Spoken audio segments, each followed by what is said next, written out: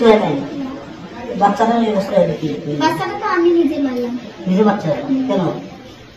ওই যে বাচ্চাটা হওয়ার পর হাতে আমি ভালো করে রান্না করে খাইতে পারি না, আরেকটা মেয়ে আছে তাকেও সেবা যত্ন করতে পারি না, এইটাই সমস্যা। আর কোনো না। বাচ্চাটা জন্ম দিলেন না?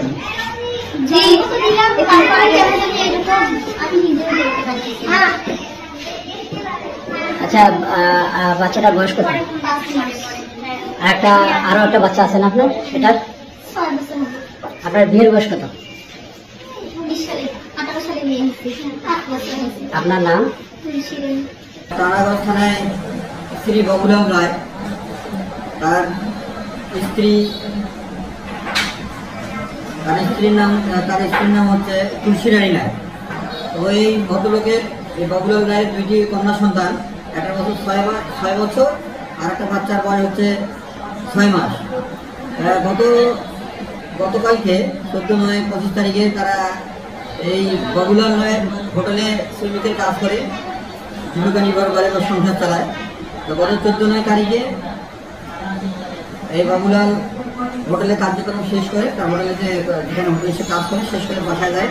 বাসায় গিয়ে তারা রাতে খাওয়া দাওয়া করে 11:30 দিকে ঘুমিয়ে পড়ে। ভোর 6টার দিকে বাচ্চা কান্নাকাটি শুনে এই যে তাদের ছোটো বাচ্চা জুহি রানী, ছোটো বাচ্চার নাম হচ্ছে জুহি রানী, বয়স 6 মাস। এই বাচ্চা কান্নাকাটি শুনে এরা ঘুম থেকে টের পাইলে বাবুলাল রায় ঘুম থেকে জেগে তার স্ত্রী তুলসী রানীকে বলে যে বাচ্চা মনে দুধ খাবে, বাচ্চাকে তুমি দুধ খাও। এই কথা বলে সে ঘর থেকে বাইরে হয়ে যায়। একটু পরে সে বাইরে থেকে তার ন্যাচারাল কল হয়তো সেটা করে যখন বাড়ি ফেরত আসি দেখে যে জুহি রানী তার বাচ্চার গলা কাটা অবস্থায় রক্ত ঝরতেছে। এই অবস্থায় বাচ্চা তার দিকে ছুরি মেরে ফেলে, তোমার বাচ্চা তুমি নাও, আমি পারবো না, তোমার বাচ্চা তুমি মানুষ করো। পরে দেখে তার গলা কাটা। পরে সে জানতে পারে যে ঘরের মধ্যেই ছুরি দিয়ে বাচ্চাটার গলা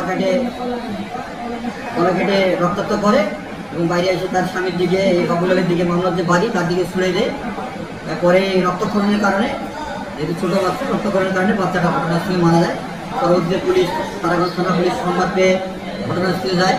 ঘটনাস্থলে গিয়ে বাচ্চার লাশের সুরজাল তৈরি করে ময়নাতদন্তের জন্য প্রেরণ করেন।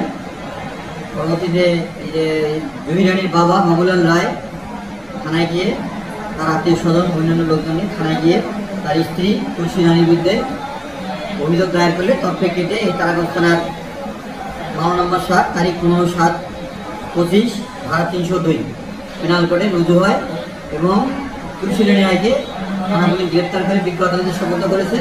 তার স্বীকারোক্তিমূলক জবানবন্দি রেকর্ড করার জন্য ম্যাজিস্ট্রেটের কাছে প্রেরণ করা হয়েছে। আমরা স্বীকারোক্তিমূলক জবানবন্দি পেলে আমরা আমাদের বিস্তারিত তথ্য জানাতে পারবো। এই